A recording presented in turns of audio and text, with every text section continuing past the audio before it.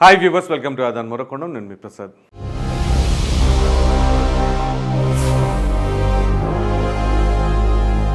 జగన్మోహన్ రెడ్డి గారికి ఏ సామాజిక వర్గాలు ఎంత శాతం ఓట్లేశాయి, మరి బిడ్డని ముంచిన వారు ఎవరు, అంటే మీ బిడ్డని అంటారు కదా, ఆ బిడ్డని ముంచిన వారు ఎవరు అనేది పరిశీలిద్దాం. అంటే ఆంధ్రప్రదేశ్లో ఉన్న దౌర్భాగ్యం ఏంటి అంటే, ఇష్టం ఉన్నా లేకున్నా సామాజిక వర్గాలు అనేది లేకుండా మాట్లాడలేం రాజకీయాల్లో. ఇది ఒక దరిద్రపు ఈక్వేషన్స్, చెప్పలేం ఇక, అంతే. సో అయితే ఈ సామాజిక వర్గాల పరంగా ఎక్కువగా ఆ ప్రభావం ఉంటుంది కాబట్టి ఏ సామాజిక వర్గం ఎంత శాతం జగన్మోహన్ రెడ్డి గారికి వేశారు, ఎంత శాతం మంది దూరం అయ్యారు, ఇందులో బలైపోయిన వాళ్ళు ఎవరు. ముఖ్యంగా జగన్మోహన్ రెడ్డి గారి సొంత సామాజిక వర్గంగా భావించే, మా సొంత మనిషి, మావాడు అని చెప్పేసి భావించే రెడ్డి సామాజిక వర్గం వాళ్ళైతే మాత్రం 2019లో జగన్మోహన్ రెడ్డి గారు ముఖ్యమంత్రి అయిన తర్వాత నుంచి ఆయన చేసిన పరిపాలనా తీరు పట్ల మాత్రం తీవ్రంగా అసంతృప్తిగా ఉన్నమాట వాస్తవమే. కాకపోతే ఏదో అంటారు కదా పెద్దలు, కడుపు దించుకుంటే కాళ్ళ మీద పడుద్దని చెప్పేసి బయటకు చెప్పుకోలేక, ఆయన పరిపాలన మెచ్చుకోలేక, బాగోలేదని చెప్పుకోలేరు. సో ఈ విధంగా కుమిలిపోతా చాలామంది ఇబ్బంది పడిన మాట వాస్తవమే. ఇప్పుడు ఓడిపోయిన తర్వాత ఓహో నిజమే కదా, వాళ్ళు చెబుతుంటే వీళ్ళు చెబుతుంటే నేను నమ్మలేదు, నిజంగానే జగన్మోహన్ రెడ్డి గారి పాలన బాగాలేదు అని తీర్పు వస్తే కానీ అర్థం కాలేదు అని కూడా మరికొంతమంది అనుకుంటూ ఉంటారు. సో ఇప్పుడు ఇదంతా ఎందుకు చెప్తున్నానంటే, ఇంత ఘోర ఓటమి మూటగట్టుకోవడానికి జగన్మోహన్ రెడ్డి గారికి ఏ సామాజిక వర్గాలు సపోర్ట్ చేసి, ఏ సామాజిక వర్గాలు దూరం చేసి, ఆ దూరం చేయటం వల్ల ఏం జరిగింది అంటే, ఈయన పరిపాలన ఏ విధంగా యాక్సెప్ట్ చేశారు, ఏ విధంగా రిజెక్ట్ చేశారు అనేది మనకి సామాజిక వర్గాల పరంగా ఒకసారి చూద్దాం. ఇక్కడ మనం సామాజిక వర్గాలు లేకుండా ఎవరో ఏమి మాట్లాడటానికి లేదు కాబట్టి ఇక్కడ ఒకసారి చూడండి. ఇదిగోండి, కులాల వారీగా ఓటర్ల జాబితా వైసీపీకి కూటమికి ఎవరెవరు ఎంతమంది వేశారు.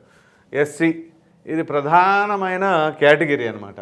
ఎందుకంటే జగన్మోహన్ రెడ్డి గారన్నా లేదా గతంలో కాంగ్రెస్ పార్టీ కన్నా కానీ చాలా వరకు కూడా లాయల్గా ఖచ్చితంగా అదే పార్టీకి వాళ్ళు ఓట్లు వేస్తారు.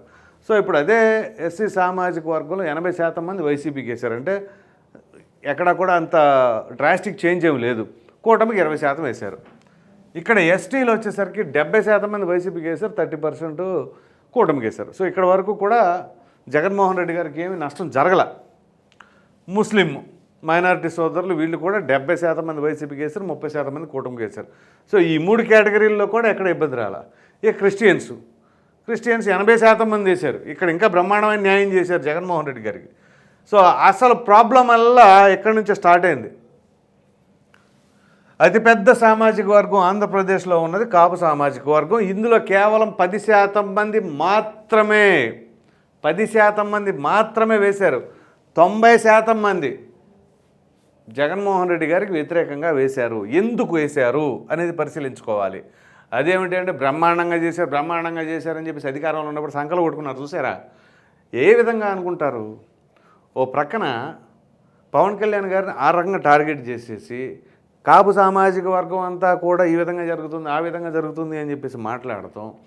మరలా ఇందులో కాపు సామాజిక వర్గంలోని వైసీపీ నాయకులను తీసుకొచ్చే పవన్ కళ్యాణ్ గారిని తిట్టించడం. సో ఆటోమేటిక్గా దూరం అవుతారు.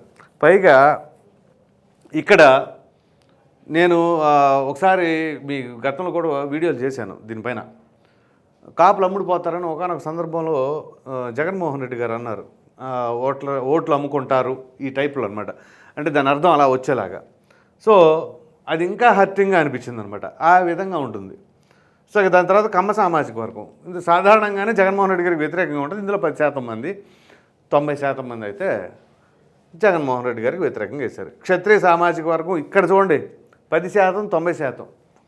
సో ఇక్కడ ఈ 3 సామాజిక వర్గాలు మీరు కనుక గమనించినట్లయితే 2019లో ఈ సామాజిక వర్గాలు 90% మంది కూటమి వైపు లేరు. కూటమి వైపు కావచ్చు, లేదా ఆయా పార్టీల వైపు కానీ, అటు జనసేన వైపు కానీ, టీడీపీ వైపు కానీ, ఇతరత్ర పార్టీల వైపు లేరు. వీళ్ళందరూ కూడా వీళ్ళలో 50% అయితే జగన్మోహన్ రెడ్డి గారికి సపోర్ట్ చేశారు గత ఎన్నికల్లో. పైగా ఇక్కడ మెజారిటీ ప్రజలు ఉన్న ఇక్కడ ఈ సామాజిక వర్గం, అఫ్కోర్స్ కమ్మ సామాజిక వర్గం తక్కువే అనుకోండి. సో దాని తర్వాత ఇది ప్రధానమైన పోషక పోషించింది బీసీలలో 60% మంది, అంటే ఇది ఎంతవరకు కరెక్టో నాకు తెలియదు కానీ ఇది ట్విట్టర్లో ఇప్పుడు ట్రెండింగ్లో ఉంది. 60% మంది కూటమి వైపు ఉన్నారు. 40% మంది మాత్రమే జగన్మోహన్, ఇది కూడా నాకు డౌటే, 40% మంది కూడా చేసి ఉంటారు బస్సు. ఇది దాని తర్వాత ఇది చూడండి, ఏదైతే తన సొంత సామాజిక వర్గం ఉందో ఆ సామాజిక వర్గం మాత్రం 30% మంది మాత్రమే జగన్మోహన్ రెడ్డి గారికి సపోర్టివ్గా నిలిచారు. 70% మంది అసంతృప్తిగా ఉన్నారు. అఫ్కోర్స్ ఇందులో కృష్ణా గుంటూరు జిల్లాల్లో వాళ్ళు ఉండవచ్చు. ఈ 70%లో మెజారిటీ పర్సెంట్ ఎక్కడి నుంచి ఉంటారు అంటే నెల్లూరు నుంచి రాయలసీమ మొత్తం కూడా కవర్ చేసుకోవచ్చు, అందులోనే ఉంటారు ఆ 70% మంది. ఇటు మీకు కోస్టల్లో ఉన్న రెడ్డి సామాజిక వర్గం దాదాపుగా జగన్మోహన్ రెడ్డి గారి వైపే ఉంటారు. ఎందుకంటే ఇక్కడ సామాజిక వర్గాలు అంత బలంగా పనిచేస్తాయి. సో అది మార్చలేరు ఎవరు కూడా. So until and unless first నుంచి వ్యతిరేకంగా ఉంటే తప్ప. సో ఆ 70% మాత్రం, ఈ 70%లో ఎక్కువ శాతం మంది నెల్లూరు తర్వాత ఉన్న రాయలసీమలో వచ్చే అవకాశాలు ఉన్నాయి. ఇది దాని తర్వాత వైశ్య సామాజిక వర్గం, ఇది కూడా క్వైట్ ఆపోజిట్లో ఉన్నారు. 20% మంది మాత్రమే అనుకూలం, 80% మంది యాంటీ. ఎందుకంటే దీనికి సంబంధించి కూడా ఒక ఘటన గుర్తు చేసుకోవాలి. ఏదైతే బాలినేని శ్రీనివాసరెడ్డి ఎమ్మెల్యేగా ఉన్న సమయంలో ఆయన మంత్రిగా ఉన్నారనుకుంటా బహుశా, అప్పుడు సబ్జెక్టు కరెక్షన్, ఆయన సుబ్బారావు గుప్తా అని చెప్పేసి అక్కడ ఒక వ్యక్తి ఉన్నాడు. ఆయన అప్పట్లో చెప్పాడు, వల్లభనేని వంశీ కొడాలి నాని వీళ్ళు ఏం చేస్తున్నారన్న, మన పార్టీలో నుండి మన పార్టీని డ్యామేజ్ చేస్తున్నారని ఒకసారి చూసుకోండి అని చెప్పేసి జగన్మోహన్ రెడ్డి గారికి ఒకసారి విన్నపం చేసేలాగా బహిరంగ మీటింగ్లో చెప్పాడు ఆయన. అంతే. ఆ తర్వాత సుభాని అనే అనుచరుడు, బాలినేని అనుచరుడు గుంటూరులో ఉంటే అక్కడికి వెళ్ళి అతని పైన దాడి చేశారు. అప్పటి నుంచి ఆయన వైశ్య సామాజిక వర్గానికి సుబ్బారావు గుప్తా ఆయన బాగా ఆపోజిట్ అయ్యి, ఆ తర్వాత అక్కడి నుంచి ఆయన పెద్ద వాళ్ళని కలవడం కావచ్చు, ఇక సామాజిక వర్గాన్ని చైతన్యపరచడం కావచ్చు, ఏదైనా సరే ఇందులో కొంత ఆయన భాగం కూడా ఖచ్చితంగా ఉంటుంది. ఇక దాని తర్వాత బ్రాహ్మణ సామాజిక వర్గం. సో ఈ బ్రాహ్మణ సామాజిక వర్గానికి చూస్తే 10% మంది మాత్రమే ఆయనకు అనుకూలం, 90% మంది ఆయనకి యాంటీ. సో మొత్తం ఓట్లు 38.8%, 58.2% మంది కూటమికి సపోర్ట్ చేశారు. ఇక్కడ ఒకసారి కనుక మనం చూసినట్లయితే